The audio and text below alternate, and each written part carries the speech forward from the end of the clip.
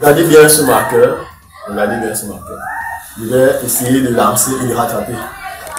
Je vais l'arrêter là, essayer d'avancer et essayer de rentrer.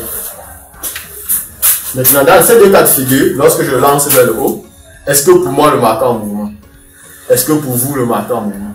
Maintenant, lorsque je me déplace avec ce marqueur dans ma main, est-ce que pour vous le marqueur est en mouvement? Est-ce que pour moi le marqueur est en mouvement? Donc, ce que vous devez comprendre, c'est que pour étudier le mouvement d'un objet, il y a un élément hyper essentiel que nous allons utiliser aujourd'hui, dont on va parler aujourd'hui, qui s'appelle la notion de référentiel.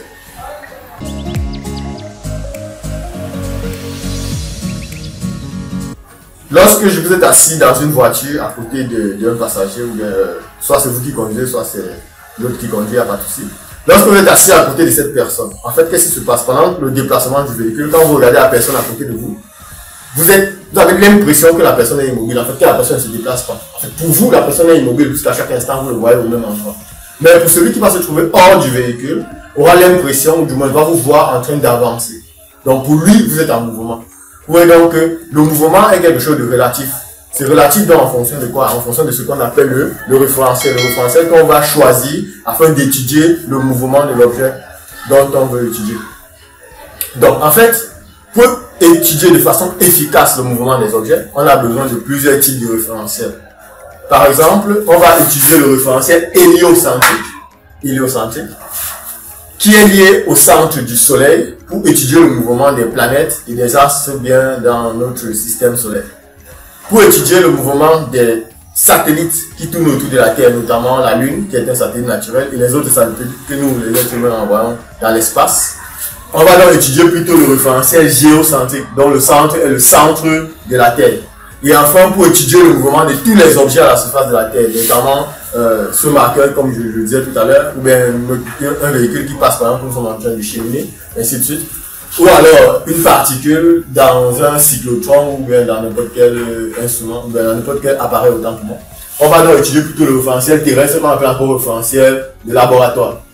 Maintenant, le référentiel héliocentrique dont on parle ici est un référentiel qu'on va dire il est déjà galiléen. Pourquoi est-ce qu'on dit qu'il est déjà galiléen? Parce qu'en fait, on suppose que le Soleil étant le centre, le nœud de notre système solaire, on suppose que lui il est galiléen. Donc, parce qu'il ne se déplace pas, on suppose qu'il est un référentiel galiléen d'office. Par contre, le référentiel géocentrique étant lié au centre de la Terre, on sait tous que la Terre tourne autour du Soleil. Le référentiel terrestre ou de laboratoire est un référentiel lié à la surface de la Terre. Quand on va prendre un objet fixe à la surface de la Terre pour étudier le mouvement d'un autre objet à la surface de la Terre, mais qui est plutôt en mouvement.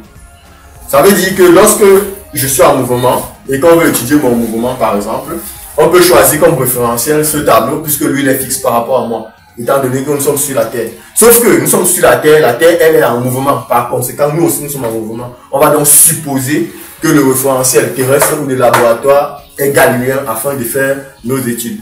Donc une fois qu'on va faire cela, on pourra donc appliquer ce qu'on appelle les lois de Newton en fonction de ce qu'on recherche dans l'étude du mouvement d'un objet. Bon, ça c'était juste une petite vidéo pour vous faire comprendre la notion des référentiels. J'espère que ça vous a plu. N'hésitez pas à poser vos questions dans les commentaires.